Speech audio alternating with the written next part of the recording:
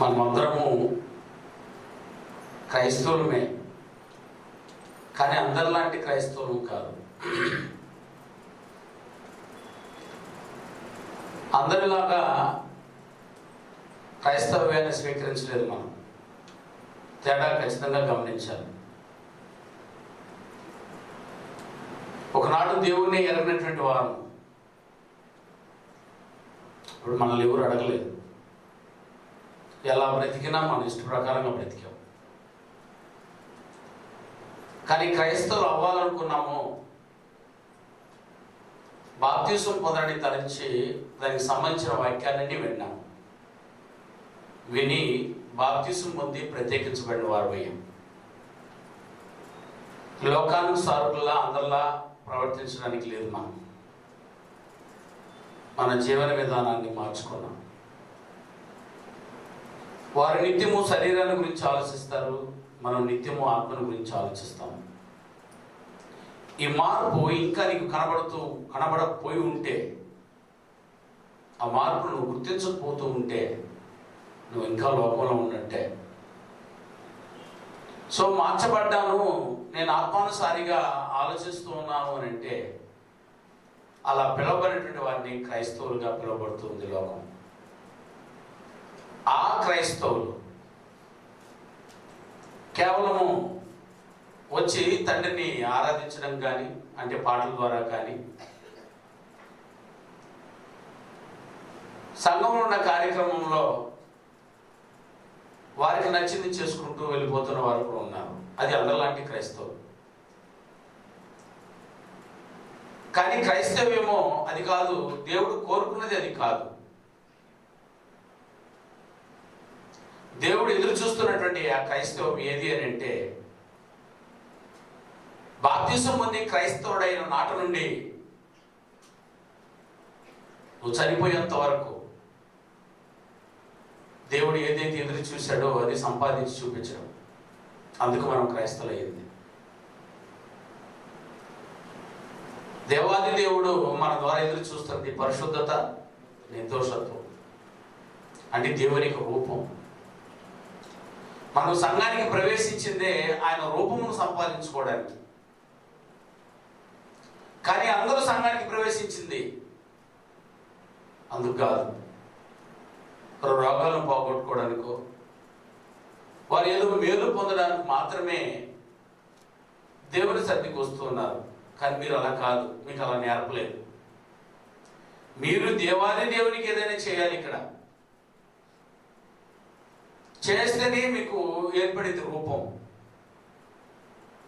ఓ మంచివాడు ఓ చెడ్డవాడు అని అంటే ఊరికే ఉంటే వాడు మంచివాడు చెడ్డవాడు అవడు. చేయవలసిందల్లా చేస్తూ ఉంటే, ఎదుటి వారికి మేలు కలిగే పనులు చేస్తూ ఉంటే అతన్ని మంచివాడు అంటారు. ఎదుటి వారికి కీడు కలిగే పనులు చేస్తూ ఉంటేనే అతని చెడ్డోడు అంటారు. ఓ చెడ్డోడు అనాలన్నా ఓ మంచోడు అనాలన్నా చేయవలసిన పని చేస్తేనే ఆ పనికి తగ్గట్టు నీకు పేరు వస్తుంది. సో ఇక్కడ మనకు వచ్చిందే, సంఘానికి వచ్చిందే ఏమీ చేయకుండా ఉండడానికి కాదు, దానివల్ల ఏ లాభం లేదు. దేవుడు మనల్ని సంఘంలోకి చేర్చింది శరీరంగా మార్చడానికి. ఇవన్నీ మీరు విన్నారు. సంఘమే ఆయన శరీరం. శరీరం అనగా అవయవాల యొక్క కలయిక. అవయవాలు అనగా పని. ముందుగా నిర్ణయించిన ఈ పనిని చేయడానికే మనం సంఘంలోకి పిలిచాం. నిజంగా ఈ స్పృహే లేదు. మీరు సంఘాలకు చూడండి. మీరు ఇక్కడికి వచ్చి నేను ఏదో పనిలో ఉన్నాను, అది ఎంచుకోదగ్గ పనులన్నీ బోర్డులో రాసి పెట్టి ఈ పనిని మీరు చేయండి అని మిమ్మల్ని ప్రోత్సహింపు చేయడమే సంఘం యొక్క పని. సంఘానికి వచ్చిన మీ చేత చేయించడమే బోధకుని యొక్క పని. చేసి దానిని రూపమును సంపాదించుకోవడమే సంఘం యొక్క పని, అంటే మీ పని.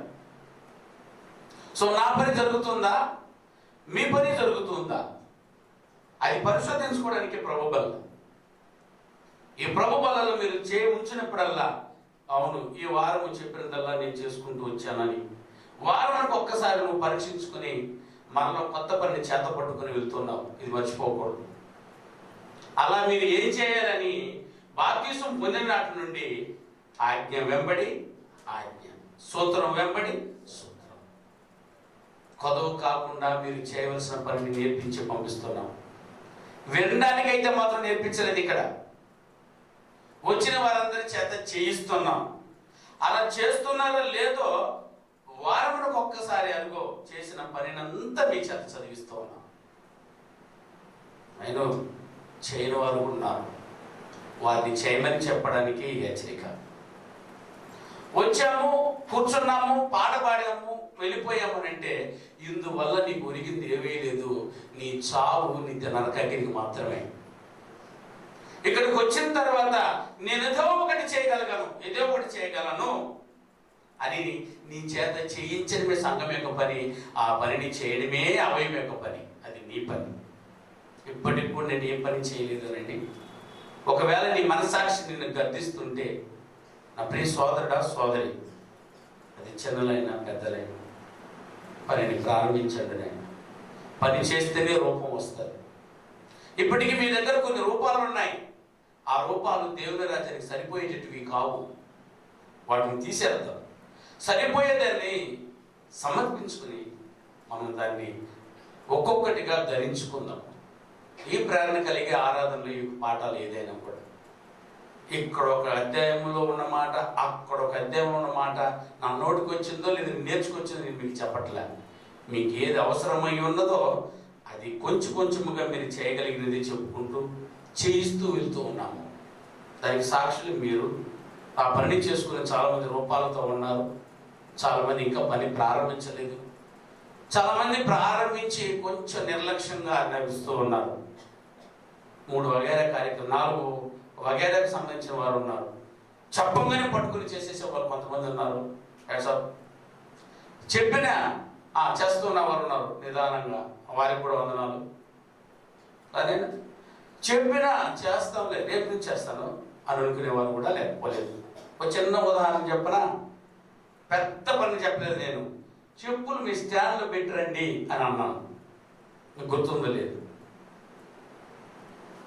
ఆ అక్క ఎక్కడుందో పాపం, నేనైనా 10,9,500 ఖర్చు పెట్టించి చెప్పుల స్టాండ్ కుట్టించింది అందరి కోసం. పెట్టుకోవచ్చు కదా అయినా. అది పెట్టాలని ప్రత్యేకంగా చెప్తే నేను చెప్పకూడదు అనుకుని వినవారందరూ వచ్చి ముందుగా నేను స్టాండ్లో పెట్టేసుకుని వచ్చినారు. అన్న చెప్పాడని చెప్పి దాదాపు 1, 2, 3 జతలు వాళ్ళు తప్ప మిగతా వాళ్ళందరూ నా మాట గౌరవించారు. వారికి హృదయపూర్వకంగా వందనాలు. ఆ చెప్పులు అట్టే ఉండి నేనే వచ్చి ఎత్తి పెడతాను. మీకు భారం ఉందని నాకు అర్థమైపోయింది. నేను పెడతాను. మీరు వచ్చేంత వరకు నేను ఎత్తి పెడతాను. ఎందుకంటే మీరు చేసే గుణంలోకి ఇంకా రాలా. ఆఫ్టర్ ఆల్ మీ చెప్పులను మీరు ఎత్తి పెట్టుకునేదానికే మీరు ఇంకా సిద్ధపడలేదు. మేము సిద్ధంగా ఉన్నాం, నేను పెడతాం. నైనా మీరు దీన్ని చేసేదానికి చాలా మంది ఉన్నారు. వదిలితే అందరికీ సేవ చేయడానికి కూడా సిద్ధంగా ఉన్నారు. అందరూ వచ్చేంత వరకు నైనా ఆ చెప్పుల పని ఎవరైనా తీసుకుంటారా? అందులో జయరాజ్ తీసుకుంటాడట. జయరాజ్ భార్య ఇద్దరు ఏకమనసులు ఉన్నారైనా.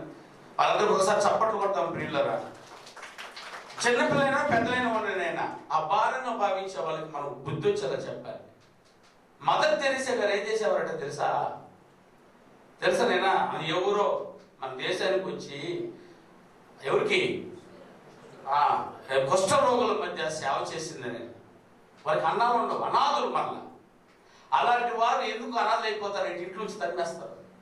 ఊరు ఉంచుకోదు, సమాజం తరిమేస్తుంది. అటు వారికి ఏం చేస్తుంది తెలుసా? ఆమె ఎవరు కొట్లది చేయమని, ఆమెకు ఎవరు జీతాలు లేదు ఆ పని చేయమని. ఓ మానవుని మీద, మానవునిగా సాటి మానవత్వం మీద ఆమె పనిచేసింది. ఇళ్ళల్లో పోయి అడుక్కొచ్చి వాళ్ళకు అన్నం పెట్టి వాళ్ళ కురుకులు తుడిచి మందులు పెట్టి సేవ చేసింది ఆమె. అట్లాంటి పేదరాలు అనుకునేరు. వాళ్ళ దేశంలో గొప్ప ఉన్నతమైన వాళ్ళే. ఉన్న ఆస్తి అంతా అమ్మేసి తీసుకొచ్చేసి వాళ్ళకి పెట్టింది. ఎవరు చెప్పలేదు, కానీ ఆమె చేసింది. ఎందుకు చేసింది తెలుసా? 66 పుస్తకాలు రాసి ఉన్న మాటకు లోబడి ఆమె సేవ చేస్తూ ఉంటే దాని ఎగుతాలు చేశారు ఆమెని. తెలుసా అండి? మదర్కి తెరీసా అవడానికి కారణం ఏం తెలుసా? ఆమె చేసిన సేవ. ఏమా ఓ బట్ట ఇవ్వరాదు, మీ ఇంటికాడ పాత తెచ్చి నీకు పోయి ఉంటే పలానా వాళ్ళు ఉన్నారు ఇస్తాను అని అంటారట. వాళ్ళ ఇంట్లోకి వెళ్ళి ఆ బట్టలు పెట్టెల నుంచి ఏరి ఏరి ఏరి బాగా చినిగిపోయిన దాన్ని, చీకిపోయిన దాన్ని ఇస్తారట. సరే ఏదో ఇచ్చావు తల్లి, వందనాలు, సేవ చేసావు నువ్వు, నేను ఎత్తుకోపోయేదాన్ని ఎవరికి ఇస్తానని చెప్పి అది తీసుకుని వసూలు చేసుకుని పోయి ఆమె మళ్ళీ ఉదయానికి అలా ఆ బట్ట వేసుకుని వాళ్ళ ఇంటికి పోతుందట. ఏ బట్టనా? నువ్వు ఇచ్చిన బట్ట ఎలా ఉందా? ఇదక్క నువ్వు ఇచ్చింది. అర్థమైందైనా? మరలా ఆమె ఆ చినిగిపోయిన పట్టిస్తుందా? అలా వేసుకుని ఆ వీధులు తిరుగుతుంటే ఏం చేసి కొత్త బట్ట తీసుకొచ్చి ఇచ్చారట. అది నువ్వు వేసుకుంటావని నాకు తెలియదని, ఎందుకంటే నాది కొంచెం బాగుంది, దాన్ని ఆయనకి ఇచ్చాను, నువ్వు ఇచ్చిన బట్టను నేను వేసుకున్నానని ఎంతట. కనీసం త్యాగమైనా ఎవరో చెప్తే చేయకండి. ఇక్కడ మీ రూపాలు ఏర్పడటానికి ఈరోజు మదర్ తెరెసా గురించి మాట్లాడుతున్నా. మిమ్మల్ని గురించి అలా మైకులు పట్టుకొని మాట్లాడడానికి మీ ముందు సంఘాలు సిద్ధంగా ఉన్నాయి. మీ పిల్లల తరాలు మిమ్మల్ని గురించి మాట్లాడి సిద్ధంగా ఉంది. ఏమీ లేకుండా ఎలాగే బతికిపోతానంటే నేను గురించి మాట్లాడే నోరున్నదిగా. మనం చేయడానికి వచ్చాము నేను. అందుకే వచ్చారా లేదా నిజం చెప్పండి. అందుకే బాప్తిసం పొందారా లేదా చెప్పండి. మీ పిడికిడి అన్నంలో అరపిడికి మాకు ఇస్తామని చెప్పారు. మాకండి మాకు కాదు, మనకి. అది లేని వారికి. ఒక అన్నం గురించే నేను మాట్లాడలే, నీ బట్ట గురించి కానీ, నీ డబ్బులు, నీ ధనం, నీ సమయం ఏదైనా కూడా నువ్వు చేయడానికి ఇక్కడికి వచ్చావు. కానీ అన్ని సంఘాలకి గుణాలు లేవు ప్రియమైన వాళ్ళ. ఏదో ఇస్తారు అడుగు, ఏమిస్తారు అడుగు. వెయిటింగ్కి వస్తాం, ఏమిస్తారా? ఏదో బాప్తిసం తీసుకుంటాను, ఒక కొత్త చీరను ఇస్తారా? ఏ చీర? తెల్ల చీర ఇస్తారా? ఓ తలకి 100 రూపాయలు ఇస్తారా? ఇలా అడిగే సంఘాలను చూడగలరే కానీ మేము ఇస్తాము అని చెప్పిస్తున్న సంఘాన్ని మిమ్మల్ని మీరు చూసుకోవాలి. అది చూడగలుగుతున్నారు కూడా చాలామంది. దానికి నిదర్శనం మీ చేతున్న పేపర్లో మీరు ఏ పని చేసి వచ్చారు, మీరు ఏమేమి చేసుకుంటున్నారు, మీ స్థాయి మీకు కనబడట్లేదు. ఒకసారి బయటికి వెళ్ళి వారు చేస్తున్న పనిని మీరు చేస్తున్న పనిని తేడా చేయండి, అర్థమవుతుంది ప్రియులు. అందులో మర్మముల గురించి మనం ఆలోచిస్తూ ఆ మర్మాన్ని ఎలా బయలుపరచాలి ఇతరులకు అని అంటే అది ఆల్రెడీ బయలుపరిచేసాడు. ఎవరైనా బయలుపరిచిన నిధులు ఉన్నాయట బైబిల్లో. అనైనా బయలుపరిచినవన్నీ ప్రవక్తలు కానివ్వండి, అపోస్తులు కానివ్వండి, బయలుపరిచినవన్నీ నిధులు ఉన్నాయి. ఆ ప్రవక్తలు ప్రకటించింది, ప్రవక్తల గ్రంథంలో రాయబడింది. అయినా అపోస్తులు ప్రకటించినది అది కొత్త నిబంధన గ్రంథంలో మన చేతుల్లో ఉంది. ఆ మర్మమును చదువుకుంటే చాలు. మనం అందులో ఒక మర్మాన్ని చెప్పాడు దేవాది దేవుడు. ఏమి తెలియజేశారు తెలుసునైనా? ఈ లోకానికి అర్థం కానిది. నన్ను చూడు, దేవుడి దగ్గరికి రండి అంటే ఏడ చూపి అంటున్నాను. అయ్యా పరలోకం ఉంది, ఎలా చూపి నాకు. మా పరలోకం పోవాలమ్మా, ఇక్కడ కాదు అసలు జీవితం అంటే చూపి అనే కదా. పరలోకం నాకు చూపి, దేవుని నాకు చూపి, మేము అప్పుడు నమ్ముతాం. ఉన్నాడులే దేవుడు మా దగ్గర ఉన్నట్లా అంటున్నాను. దేవుని గురించి చెప్పడానికి వెళ్తే ఈరోజు మన హైందవ సోదరులు కానివ్వండి, మన ముస్లిం సోదరులు కానివ్వండి, ఎవరి మా దేవుడు కదా అటంటే దీన్ని బట్టి చూస్తే కులానికి ఒక దేవుని పెట్టుకున్నారు, మతానికి ఒక దేవుని పెట్టుకున్నారు. కానీ దేవుడు మాత్రం ఒక్కడే అని ప్రతి ఒక్కరికి తెలుసు. ఈ అందరి మానవ జాతుల్లో ఉన్నటువంటి ఎన్ని జాతులు అయితే ఉన్నాయో అన్ని జాతుల వారికి తెలుసు దేవుడు ఒక్కడేనని. ఆ దేవాది దేవునికి వారి పేర్లు పెట్టుకున్నారు, వారు వారి ఇష్టం వచ్చినట్టు చేసుకున్నారు తప్ప దేవాది దేవుని స్వరూపాన్ని పంచడానికి నువ్వు నేను ఎవరినైనా, దేవాది దేవుని ఇలా వెతకడానికి నీకెవరు హక్కిచ్చారు? కానీ దేవుని కావాలి నాకు చూపించు, నేను నమ్ముతాను అన్నటువంటి వ్యక్తి ఒకవేళ ఉండగలిగితే వారికి దేవుని నన్ను గురించి చూపించాను అన్నాడు. అది చూపించాడు, ఇంకా మరణంగా లేదు. రోమిలికి రాసిన పత్రిక 1వ అధ్యాయం 19వ వచనం నుంచి దయతో చూడండి. ఆ దేవాది దేవుని ఎలా చూడవచ్చో చెప్తున్నాడు. ఎందుకనగా చదువు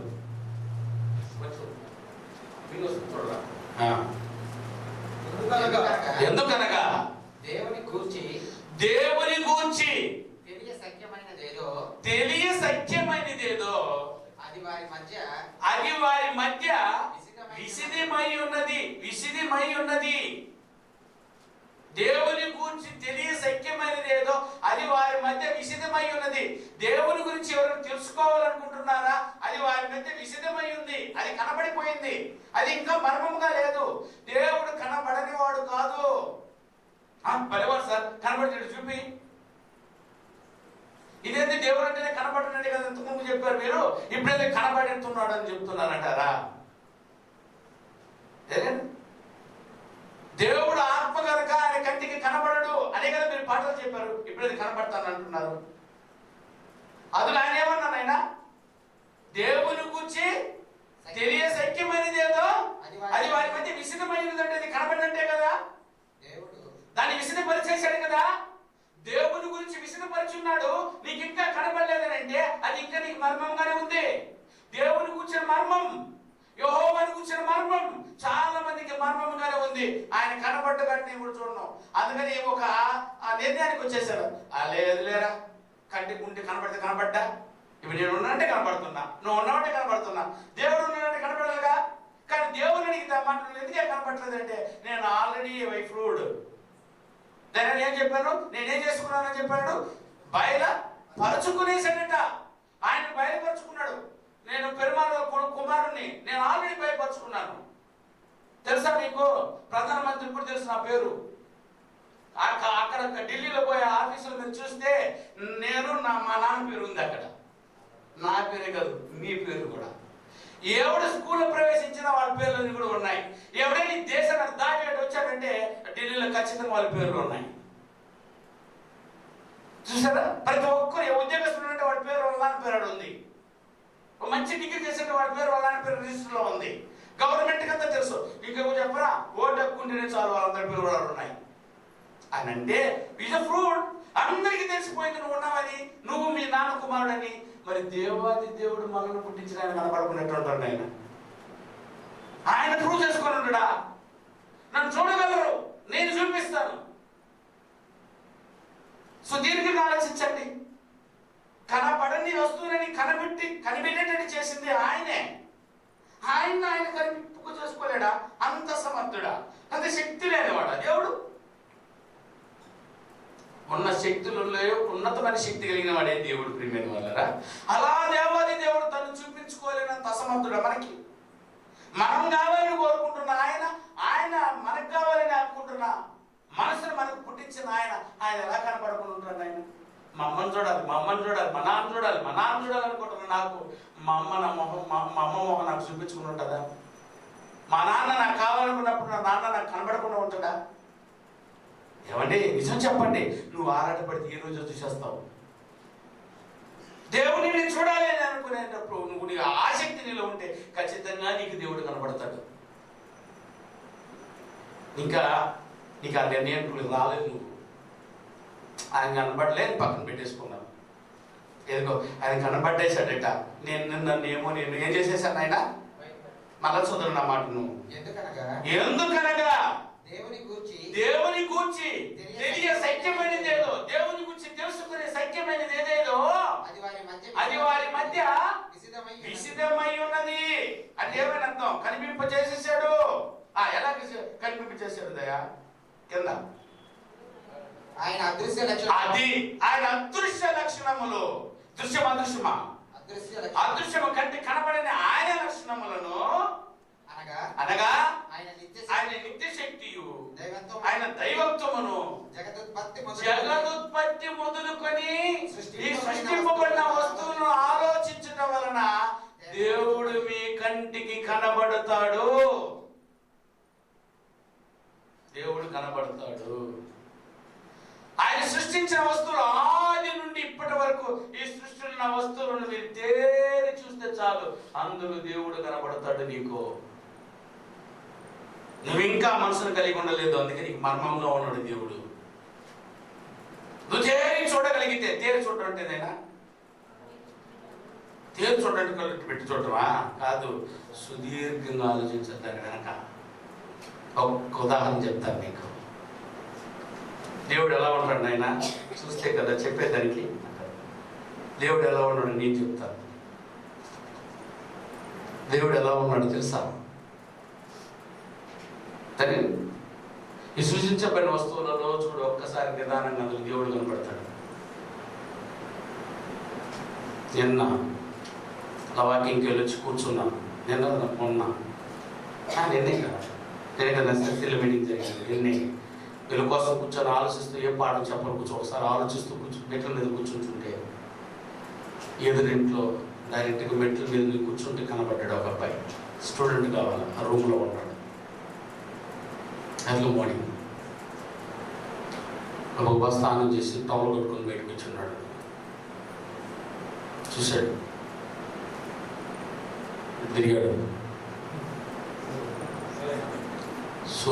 సూర్యుని చూశాడు. అక్కడ కూడా మాట్లాడుతున్నాడు, మొక్కుతున్నాడు. ఇలా 3 సార్లు ఇక్కడ తిరిగి మొక్కుతున్నాడు, బ్రతిమలాడుతున్నాడు. అయిపోయింది. అక్కడ చూసేసి లోపలికి వెళ్ళాడు. నేను గమనించాను, కానీ వాడికి తెలియదు ఈ సత్యం, వాడికి తెలియదు. వాడు చేసింది రైట్ అంటారు, తప్పు అంటారా?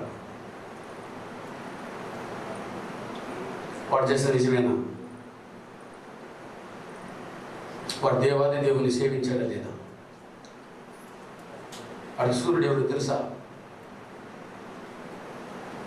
కానీ వాడు దేవాది దేవుడిగా నమ్మాడు. నీకే తెలియదు, నాకే తెలియదు. కానీ వాడు మొక్కినది సరస్వతి యెహోవా దేవుణ్ణి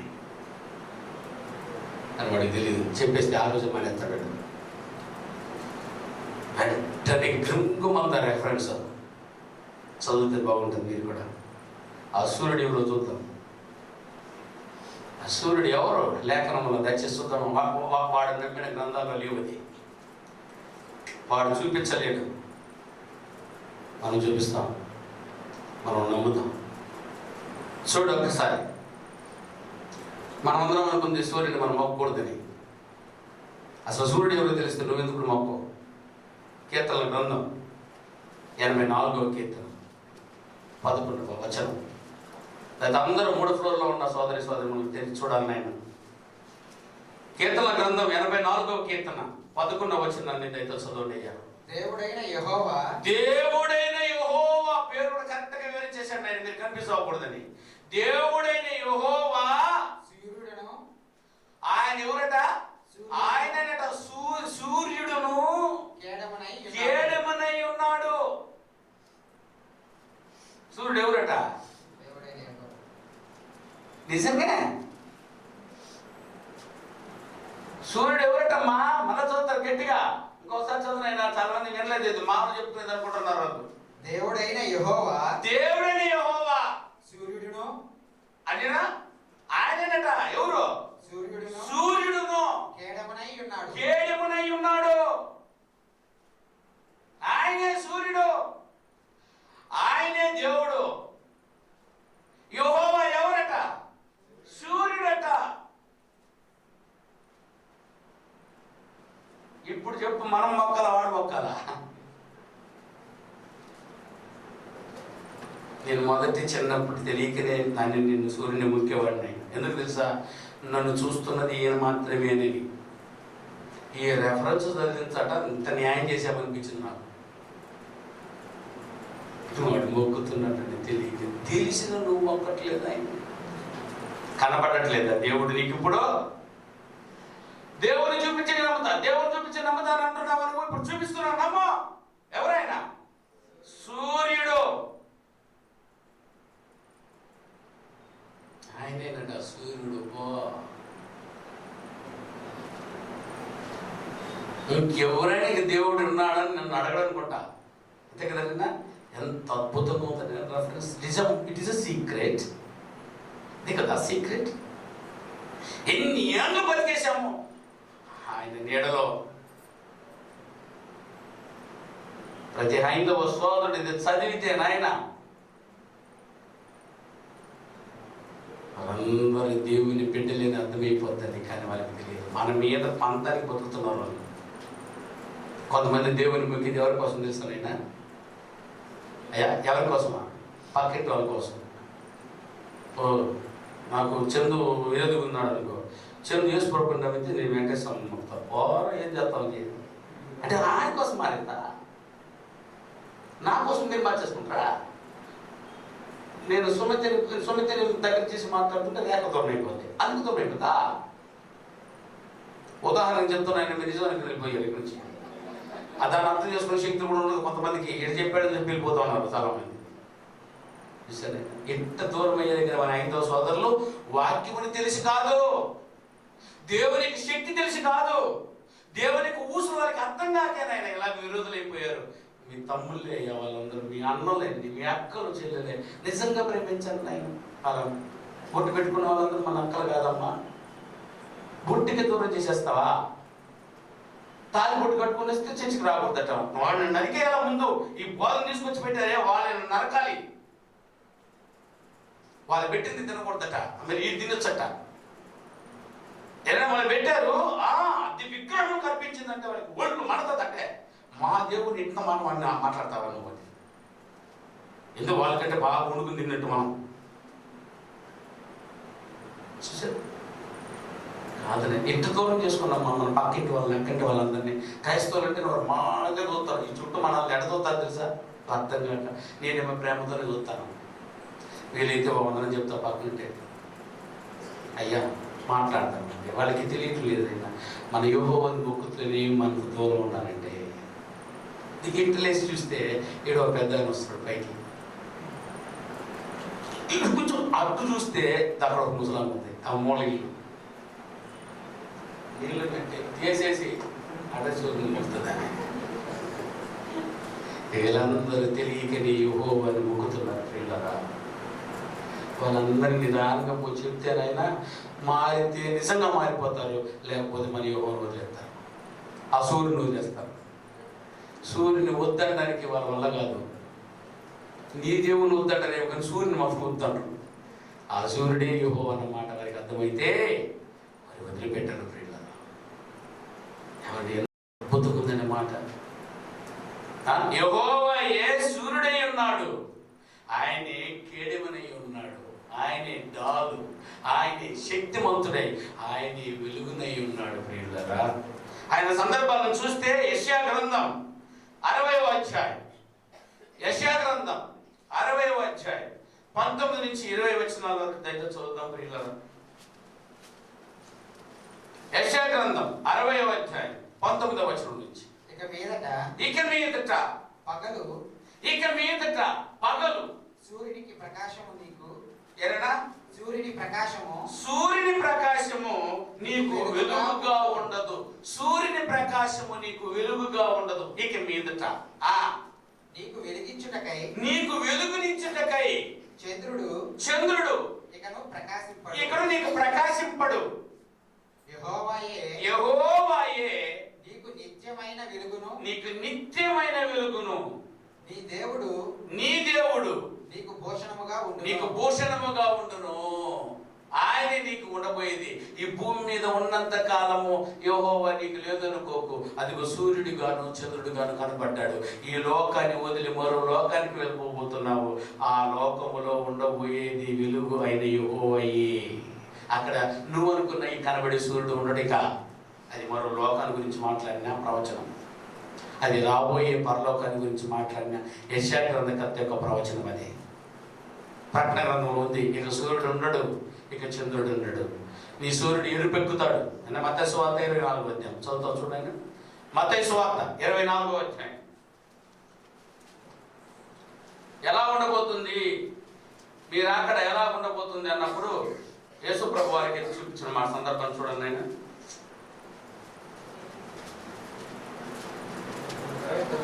ఆయన 29-30 వచనాల నుంచి. ఆ జనమందు శ్రమ ముగిసిన వెంటనే చీకటి సూర్యుని కమ్మును, చంద్రుడు కాంతినీయుడు, ఆకాశమున నక్షత్రములు రాలను, ఆకాశమందలి శక్తులు కదిలింపబడును. అప్పుడు మనుష్య కుమారుని సూచన ఆకాశమందు కనబడును. అప్పుడు మనుష్య కుమారుడు ఆకాశమందు కనబడేది ఆ శక్తి, దేవుని శక్తి మాత్రం కనబడును. అప్పుడు మనుష్య కుమారుడు ప్రభావంతో మహామహిమతో ఆకాశ మేఘారుడై వచ్చుట చూచి భూమి మీద సకల గోత్రముల వారు రొమ్ము కొట్టుకుందురు. మరియు ఆయన గొప్ప ఊరతో తన దూతలను పంపును. వారు ఆకాశం యొక్క ఈ చివరి నుండి ఆ చివరి వరకు నలుదిక్కుల నుండి ఆయన ఏర్పరచుకున్న వారిని పోగు చేతురు. తిరుపతి జరుగుతున్న సంఘటన గురించి మాట్లాడిన సందర్భం. ఇక సూర్యుడే లేకపోతే ఎలా ఉండిపోతామంటే, ఇక్కడ సూర్యుడికి ఉన్న ఆయనే పరలోకం మందు వెలుగుగా ఉన్నాడు. ఆయనే వెలుగు, ఆయనే సూర్యుడు, ఆయనే వెలుగు, ఆయనే చంద్రుడు, ఆయనే నక్షత్రాలు. అందుకే యేసు పుట్టినప్పుడు నక్షత్రం పుట్టిందంటే ఎవరు పుట్టారని అర్థం, ఆయనే పుట్టాడు. మీరు ఏం తెలుసా నక్షత్రాలు, మీకు కూడా ఒక నక్షత్రం ఉంది, మీరు నక్షత్రాలే, మీరు వెలుగే, ఆ వెలుగులో వచ్చిన వారే మీరు కూడా, ఆ సూర్యుడి నుండి వచ్చిన సూర్యుడే మీరు, ఆ సూర్యుడా అని పేరు పెట్టుకున్నారు తెలియక, మీరు కూడా సూర్యులే. ఇక కేడెంగా ఉన్నాడు మీరు, ఆయన మనసును మీరు మనం అర్థం చేసుకోలేదు. ఆయన నీతో ఉండడానికే కనబడుతూ ఉన్నాడు సూర్యుడుగా. నేను నీకున్నాను. సూర్యుడు ఏం పని చేస్తాడు తెలుసా? నైనా రాత్రి చీకట్లో అలాడుతూ ఉంటాను, కొన్ని కనపడకుండా భయం వేసిపోద్ది. దెయ్యం ఉందా మనుషులు ఉండడం తెలియదు రూమ్లో. అదే వెలుగునుంది అనుకో, ఎంత ధైర్యం వచ్చేస్తా తెలుసా మనకి? ఏం లేదు. ఇంట్లో మా కొడుకు ఇంట్లో వదలకు పగుల్లో కూడా ఒంటరిగా లైట్ ఆఫ్ వదిలేసేవాడు భయపడిపోతాడు. కానీ లైట్ వేసేసుకున్నామంటే భయం. అర్థమవుతానేనా? లైట్ ఆఫ్ చేస్తే కొంతమందికి నిద్రే పడదు, భయం. భయం పోవాలంటే లైట్ వెలగాలంటే వెలుగు రావాలి. ఆ వెలిగే ఎవరు అంటే దేవుడు ఉంటున్నాను నీతో పాటు. ఇప్పుడు చెప్పురైన పగలంతా చూస్తూ ఉంటే ఈ ఆకాశం ఈ చివరి మొదలుకున్న ఆ చివరి వరకు కనబడేది ఆయనే. ఆయన ఎంత గొప్ప శక్తివంతుడు, ఆయనే చూస్తూ ఉన్నాను.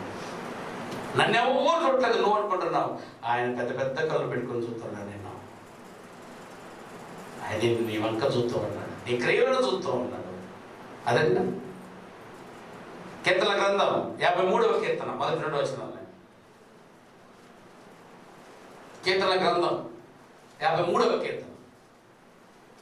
దేవుడు లేడని బుద్ధిహీనులు తమ హృదయంలో అనుకుని బతుకుతున్నారట. దేవుడు లేదనుకునే వాళ్ళందరూ ఎవరైనా బుద్ధిహీనులు. అట్టండి సూర్యుడు లేదనుకునే వాళ్ళందరినీ ఎవరు అనుకున్నాయినా? సూర్యుడు లేదనుకునే వాళ్ళని ఏమనుకోవాలి మనం ఇప్పుడు? కాదా? నిజమా కాదా? సూర్యుడు ఉన్నాడు, దేవుడు ఉన్నాడు. ఉన్నాడా లేదా? దేవుడు ఉన్నాడా లేదా? చెప్పండి ఇప్పుడు. ఎక్కడ చూపించండి, దేవుడు చూపించండి అమ్మా. అంటే చూపించాలి దేవుడు ఉన్నాడా లేదని. దేవుడు లేదనే వాడికి చెప్పండి జవాబు. కానీ ఆకాశం వైపు చూసి వాడు ఎత్తట్లేదంటే దేవుడు లేదనుకుంటున్నాడు ఈ దరిద్రుడు. వాడికి చెప్తున్నాడు దేవుడు ఏమన్నైనా, దేవుడు లేదని వాడు బుద్ధిహీనుడు, వాడు తమ హృదయంలో అనుకొనిచున్నాడు, వాడు చెడిపోయిన దుర్మార్గుడు ఆయన. ఎందుకంటే చెడిపోయిన వాడు అందరిని ఏమంటాడా? అందరిని ఎలా చూస్తాడా? చెడిపోయిన వాడు వాడి దృష్టిని ఎలా చూస్తాడమ్మా? అందరిని చెడిపోయిన వాళ్ళనే చూస్తాడు. మంచివాడు అయితే అందరిలో మంచితనంగా చూస్తాడు. చెడిపోయిన వాడు నీ కంటికి ఇక్కడ కనపడతాడు ఆయన, కానీ వాడు ఇంకొకరికి ప్రేమ కలిగిన వాడుగా ఉంటాడు. నీ కంటికి శత్రువులా కనబడతాడు, ఇంకొకటి కంటికి మిత్రులా ఉంటాడు. అంటే చూసే నీకనే పొరపాటు కానీ వాడు కాదు. ఏదైనా పెద్దలకు సామెత ఉంది, ఏమంటుంది ఆయన? కామేలు వచ్చిన వాడికి కామేలు వచ్చిన వాడికి లోకమంతా పచ్చగా కనపడుతుందట. అంటే ప్రాబ్లం ఎక్కడుందని? వీడి కంట్లో ఉంది, లోకమేమో కట్టగా ఉంది. కానీ ఆకాశం దేవుడు లేదనుకుంటున్నాడు వీడు బుద్ధిహీనుడు. ఎందుకంటే వీడు చేస్తున్న తప్పులు, అందుకని అందరికీ తప్పులు మోపేయడమే అని ఇంకా మాట చెప్తారు. వీడు ఫెయిల్, ఏం ఫెయిల్ అయ్యావా అని అడిగితే ఏమంటుంది ఆయన? భలే ఉన్నాయి అందరూ ఫెయిల్ అయిపోతుంది. నీ ఫెయిల్ చెప్పరా? అందరు ఫెయిల్ చెప్తాడు అంటే ఏం అర్థం? వీడికి లాగా అందరు ఫెయిల్ అయిపోవాలి. అదే ఎంత మంచి మనసు కాదు అది. చాలా మంది తప్పులు చేసుకునే వాళ్ళు దేవుడు లేదంటారంట. ఎందుకంటే తెలుసా? దేవుడు ఉన్నాడని అంటే దేవుడు పరిశుద్ధుడు కదా, నువ్వు పరిశుద్ధంగా ఉండొచ్చు కదా అని అడుగుతారని. దేవుడు పరిశుద్ధుడు ఇంకేముందని ఒక చిన్న బూత్ మాట్లాడే, మీరు చర్చకు వచ్చే వాళ్ళ ఒక చిన్న బూత్ ఎక్కడ పక్కన వాళ్ళతో మాట్లాడితే నువ్వేం దేవుని పెట్టరా బూతులు మాట్లాడుతున్నావు అంటారా లేదా మిమ్మల్ని? అంటే వాడు మాట్లాడచ్చా? వాడు మాట్లాడేయచ్చు మాట. ఎందుకంటే వాడు కదా ఒప్పుకుంటున్నాడా? వాడు దేవుని గుడికే కాదని ఒప్పుకుంటున్నాడమ్మా. అక్కడ ఇప్పుడు చూడండి ఏమంటాడు? అట్లాంటి వారు పాపం చేసేవారు దుర్మార్గులు, వారు మారరు, వారు చెడిపోయిన వారు, అసహ్య కార్యములు చేసేవాళ్ళు. ఇల్లు మంచి కార్యములు చేసేవాళ్ళు త్రులుగా తిరుగుతారు ఆయన వీధుల మీద. అసహ్య కార్యములు చేసేవాళ్ళు రోడ్ల మీద కనబడరు, మూలల్లో ఉంటారు వాళ్ళు దొంగలు. మేలు చేసేవాడు ఒక్కడు కూడా లేదంటే ఇది దేవుడు చెప్తున్న కంప్లైంట్. మేలు చేసేవాడు ఒక్కడు లేడు. వివేకము కలిగి దేవుని వెదికేవారు కలరేమో అని ఏమైనా ఏం చేసేవారట? మేలు చేసేవారు, మేలు చేసేవారు, మేలు చేసేవారు. లోకం మీద మేలు చేసేవారు లేదా చూస్తాడు అంటే సంఘంలో మేలు చేసేవారు లేకుండా చూస్తాడా చూడ్డా? చూస్తూ ఉన్నాడు. మేలు చేయవారు ఒక్కరు లేదంటే చేసేవారు, పని చేసేవారే లేరు. చర్చికి వచ్చి గమ్మున వెళ్ళిపోతున్నారు. మేలు చేసేవాడు కావాలి దేవునికి.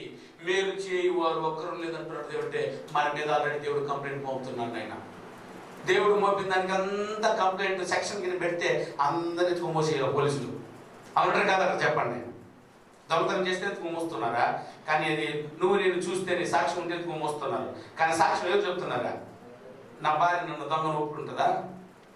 చెప్పదు. నా మీద ఉన్న ప్రేమతో చెప్పదు. నా కొడుకు చెప్తాడా? నా కొడుకు దొంగ నేను ఒప్పుకుంటానా? ఆహా. కానీ ఎవరి దగ్గరికి పోతే కరెక్ట్గా చెప్పేస్తారా? దేవుడి దగ్గరికి పోతే ముందు వాడు పోయినా కేసుకో 60 పుస్తకాల కేసు.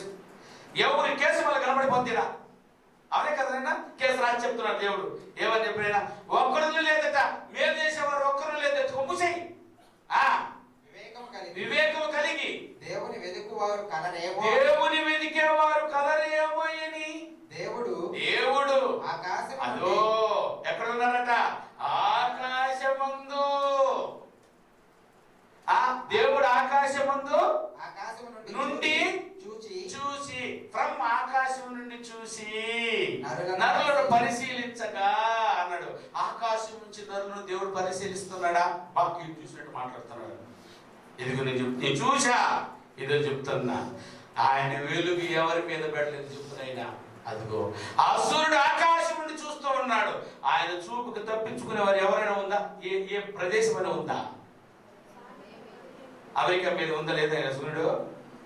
సింగపూర్ వాళ్ళ మీద, ఏ ఊరు వాళ్ళ మీద అయినా ఏముందనైనా ఆయన ఎవరా?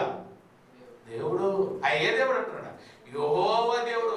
నువ్వు ఏ దేవుడు అని పేరు పెట్టుకునేవు దొంగ నువ్వు. కానీ నా పేరు ఆ దేవుడు రాశాడు అంటున్నాడు. యెహోవా నేను సూర్యుడై ఉన్నాను, ప్రతి స్థలం మీద ఉన్న జనాన్ని చూస్తూ ఉన్నాను. కానీ ఒక్కడు కూడా మేలు చేయటం లేదు. నా కొరకు బ్రతకటం లేదు. వాళ్ళ కొరకే బతుకుతున్నారు, నన్ను వాళ్ళ కొరకే వాడుకుంటున్నారు. నేను చూసి బాధపడుతున్నాను. ఆకాశమందున్నది ఆయనేనైనా అంటే సూర్యుడు కనబడుతున్నాడు. చూడండి, కనబడని దేవుడికి నువ్వు పడిపోయింది. కనబడే ఆ దేవుడు ఉన్నాడు. సూర్యుడికి భయపడు, హృదయపూర్వకంగా ఆయన పూజించు, ఆయనకు లోబడు. ఎంత అద్భుతంగా ఉంది చూడండి. ఆయన వెతికి చూస్తున్నాడట. నువ్వు కనబడట్లేదే. నువ్వు ఇక మీదట పగలు నీకు ఉండదు. ఆయన నీతి సూర్యుని నీ మీద ఉదయింపజేయను అన్నాడు. నీ మీద నీతి సూర్యుడు ఎందుక? ఆయన నీతిమంతుడునైనా నీతి సూర్యుడును దేవాది దేవుణ్ణి నీ మీద ఏం చేస్తాడట? ఉదయింపచేస్తాడట. దేవుని ఉదయింపజేయాలని చెప్పాలి కానీ ఏడు నీతి సూర్యుని ఉదయింపజేస్తానంటాడు. ఎంతైనా నీతి సూర్యుడి దేవుడు, ఆ సూర్యుడి నీ దేవుడు. జగదుత్పత్తి మొదలుకొని సృష్టింపబడిన వస్తువును ఒక్కొక్కటి ఆలోచిస్తే దేవుడు అందులో కనపడుతున్నాడు. అందుకే వాడు ఇందు లేడు అందు లేడు సందేహం వలదు. ఈ ఎందు వెతికినా అందందు గలడు దేవుడని వాళ్ళు మొక్కుతున్నారు. నేను నిజంగా వారి జోహార్ నమ్ముతున్నారు. వాళ్ళు చెట్లో దేవుడు కనపడుతున్నారు, వాళ్ళకి రాళ్ళలో దేవుడు కనపడుతున్నారు, వాళ్ళకి వండర్ఫుల్. వాళ్ళు చూడగలుగుతున్నారు. ఆ మనోనేత్రాలు మనం కనపడలేదు. గుడ్డోళ్ళు మనం. ఆ సూర్యుడి వెనుకున్న సృష్టికర్త కనపడుతున్నాడు మనకి, కానీ వాళ్ళకి కనపడట్లేదు. చెట్టే కనపడింది, రాయే కనపడింది, దాని వెనుకున్న మహత్యం కనపడలేదు. దాని సృష్టికర్త కనపడట్లేదు.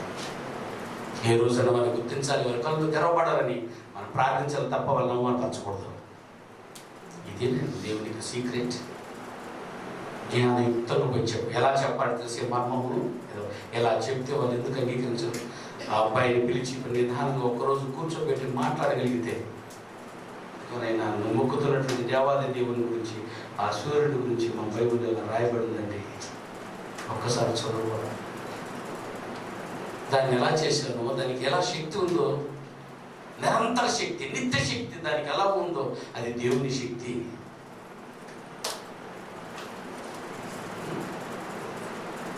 మాత్రం మాత్రం ఎలా ప్రకటించాలని నేను ఎలా ప్రకటిస్తాను? ఈ జ్ఞానాన్ని ఎలా ప్రకటిస్తాను? మన దొంగలు ఎలా ప్రకటిస్తారు? నాకే బయలుపరిచినాడో మీ కంటికి కనపడరు. 7 వారాలు చర్చికి వచ్చి సొంత వేసుకోండి. 7 వారాలు మన వద్దనైనా 7 వారాలు కిరిమి ఏంట్రా? తప్పు కదా నేను. కానీ ఎలా బయటపరచాడంటే ఆయన ఎఫెసీయులకు రాసిన పత్రిక 3:4 చూడండి. ఎఫెసీయులకు రాసిన పత్రిక దేవుని మర్మమును ఎలా ప్రకటించకూడదో ఎలా ప్రకటించాలో చెప్తున్నాడు. ఎలా ప్రకటించబడాలో చెప్తున్నాడు చూడండి. ఎఫెసీయులకు రాసిన పత్రిక 3:4 మీరు దాన్ని చదివిన ఎడల దానిని బట్టి దేనికి చదివిన ఎడల పై వాక్యం చదువుప్పుడు ఎట్లనగా క్రీస్తు మర్మము క్రీస్తు మర్మము దైవ దర్శనము వలన దర్శనం వలన చూశాను. నేను దైవ దర్శనమును చూశాను. అది చూసి ఏం చేశాను ఇప్పుడు? మీరు దాన్ని చదివిన ఎడల నేను రాసేశాను. ఆ రాసిన వాటిని మీరు చదివిన ఎడల దానిని బట్టి ఆ క్రీస్తు మర్మమును గురించి నాకు కలిగిన జ్ఞానమును మీరును గ్రహించగలరు. నేను దేవుని మర్మమును బయలుపరిచిన మర్మాన్ని నేను తెలుసుకున్నాను. మీరును తెలుసుకోవాలంటే నేను చూసి నేను రాసినటువంటి ఈ గ్రంథమును చదువుకుంటే మర్మము ఆల్రెడీ బయలుపరచబడుతుంది. ఇప్పుడు ఎవరికైనా దేవుని మర్మం కావాలంటే ఇప్పుడు ఎక్కడికి రావాలైనా? ఇప్పుడు సూర్యుడు దేవుడా కాదా? దేవుని చేసి సృజించబడిన సూర్యుడిని దేవుడు నేనే వెలుగునై ఉన్నాను, నేనే అన్న చెప్పినటువంటి మాటను నేను ఆల్రెడీ భూమి మీద రాసేసి ప్రూవ్ చేసేసాను. మీరు వెళ్ళి తెలుసుకుంటే చాలు. మరలా నువ్వు పోయి సెటస్కోప్లు పెట్టి చూసినా నీకు కనపడుతుంది. అది ఒక వెలుగే కనపడుతుంది, కానీ వెలుగున్న వెలుగు దేవుడు నీకు కనపడటం. ఇలా బయలుపరచాడట. కొలసీలకు రాసిన పత్రిక 4:3 కొలసి 4:3 కొలసీలకు రాసిన పత్రిక తొందరగా కానివ్వండి. కొలసీలకు రాసిన పత్రిక 4:3 ప్రార్థన యందు నిలకడగా ఉండి కృతజ్ఞత కలిగిన వారై దాని యందు మెలకువగా ఉండుడి. ప్రార్థన యందు మెలకువగా ఉండండి. మరియు నేను బంధకములలో ఉంచబడుటకు కారణమైన క్రీస్తు మర్మమును గురించి నేను బంధకానికి వెళ్ళిందే మర్మాన్ని చెప్పడానికి. ఓకేనా? ఆ క్రీస్తు మర్మమును గురించి నేను బోధింపవలసిన విధముగానే ఆ మర్మమును వెల్లడిపరచునట్లు వాక్యమును చెప్పుటకు అనుకూలమైన సమయమును దేవుడు దయచేయవలనని మా కొరకు ప్రార్థించండి. చూసారా? ఆల్రెడీ ప్రూవ్ చేసేసాడు, రాసేసాడు. మర్మములన్నీ ఇప్పుడు లేఖనాలలో ఉంది, వాక్యము ద్వారా ఉంది. వాక్యమును చదివితే వింటే ఆల్రెడీ దేవుడికి మర్మములంతా మీరు ఏం చేయవచ్చు? అయినా పసిగట్టవచ్చు. దేన్ని చూసినా దేవుడు కనబడతాడు. మీ కంటికి కనబడని దేవుడు కనిపించాలని చేసిన ఆధారాలు ఇవి. ఇది ఆయనే చేయగలిగింది, ఇది ఆయన చేతి పడు. అది చూస్తే దేవాది దేవుని కంటికి కనబడతాడు. రోమిలకు రాసిన పత్రిక 16:25 రోమిలకు రాసిన పత్రిక 16:25 సమస్తమైన అన్యజనులు విశ్వాసమునకు విధేయులగునట్లు అనాది నుండి రహస్యముగా ఉంచబడి ఇప్పుడు ప్రత్యక్షపరచబడిన ఆ మర్మము నిత్య దేవుని ఆజ్ఞ ప్రకారము ప్రవక్తల లేఖనముల ద్వారా వారికి తెలుపబడి ఉన్నది. ఆ లేఖనాలను ఇప్పుడు నువ్వు చదివితే చాలు. మరలా ప్రవక్తలు చూసేటట్టు పోయి దర్శనం చూడాల్సిన అవసరం లేదు. మర్మం చెప్తాను అంటారు. ఇంకేకుండా మర్మం. ఆ మర్మములన్నీ ప్రవక్తల ద్వారా ఆల్రెడీ ప్రూవ్ అయిపోయింది. అపోస్తలుల చేత బయలుపరచబడిపోయింది. అది లేఖనాలుగా ఉన్నాయి. ఆ మర్మములన్నీ ఇందులో ఉన్నాయి. మీరు చదివితే మీకు ఇచ్చేస్తారు, మీరు తెలుసుకుంటారు. మీరు చూడలేదు కాబట్టి, మీరు చదవలేదు కాబట్టి, మీరు వినలేదు కాబట్టి మీకు ఇంకా అది మర్మంగానే ఉంది. తెలుసుకుంటే మర్మం బయలుపరచబడుతుంది. సో మర్మం ఎలా చెప్పబడుతుందంటే అది ఒక ప్రవక్తల ద్వారాను అపోస్తలుల ద్వారాను ప్రకటించినట్టు ఈ లేఖనాల ద్వారా ఉంది. ఎలా ప్రకటించాలి ఉందని మర్మము అని చూపిస్తే అది కాదు మర్మం అంటే. దేవుడు చూసిన మర్మాలన్నీ రాయించేశాడు. ఈ సృష్టిలో ఉన్నమైన దేవుని మర్మాలే, అవన్నీ భయపరిచిన మర్మాలే. వాటిని నువ్వు వెతకగలిగితే నువ్వు పసిగట్టగలవు. ఇలాగ ప్రూవ్ చేశాడు దేవుడు. ఇలా అర్థం చేసుకున్నట్టు చేశాడు దేవుడు. ఆ దేవుని ఏదైనా మర్మములని ఇలా తెలుసుకోండి. మరి దేవుని మర్మం ఇలా బోధించండి.